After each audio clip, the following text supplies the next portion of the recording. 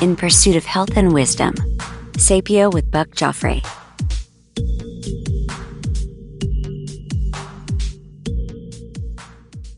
When I was a surgical intern, I routinely spent 100 hours per week in the hospital. Since then, they've implemented an 80-hour work week, but medical training has traditionally had, as you can imagine from this, no respect for sleep. And that's kind of ironic considering what we know about sleep now. In terms of health and longevity, sleep is about as important as food and exercise, maybe even more important because you can survive longer without food and water than you can without sleep. Poor sleep is associated with higher risks of just about every disease out there, including cardiovascular disease, Alzheimer's disease, and cancer. In fact, night shift work is recognized by the IARC as a cancer-causing activity. Suffice it to say, sleep is really important to longevity and health span.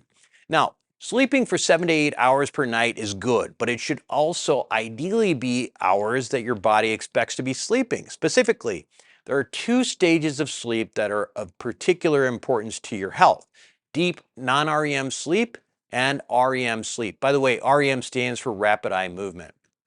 So deep non-REM, non-rapid eye movement sleep, is the deepest, most restorative sleep that you get. It plays a crucial role in our overall health, acting as the body's main recovery and rejuvenation phase. It's during that phase that our bodies repair tissues, grow muscles, and strengthen the immune system. Additionally, deep non-REM sleep facilitates critical brain functions such as memory consolidation and information processing. Now, deep non-REM happens primarily in the first half of the night, before midnight. So if you're routinely going to bed late, you're almost certainly not getting enough deep non-REM sleep. The other critical phase of sleep is REM sleep, or rapid eye movement.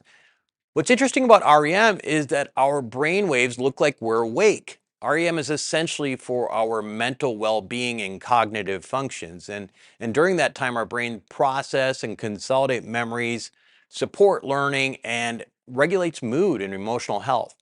Furthermore, this stage is characterized by vivid dreams, which can play a role in problem solving and creativity. Luckily, our bodies are paralyzed during REM sleep, so we don't actually fall out of bed while we're experiencing those vivid dreams. Now, REM happens primarily in the early morning. So if you're waking up way too early, you're probably not getting enough REM sleep.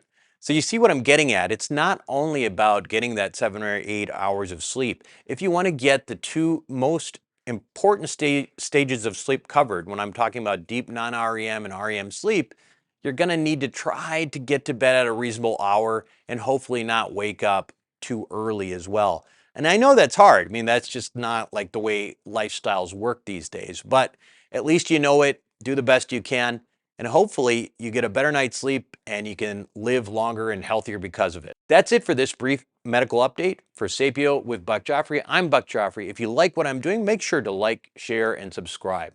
Thanks for listening to Sapio with Buck Joffrey. A quick reminder that while I am in fact a surgeon, nothing I say should be construed as medical advice. Now make sure to include your physician in any medical decisions you make. And also, if you're enjoying the show, please make sure to show your support with a like, share, or subscribe. Until next time, this is Buck Joffrey for Sapio with Buck Joffrey.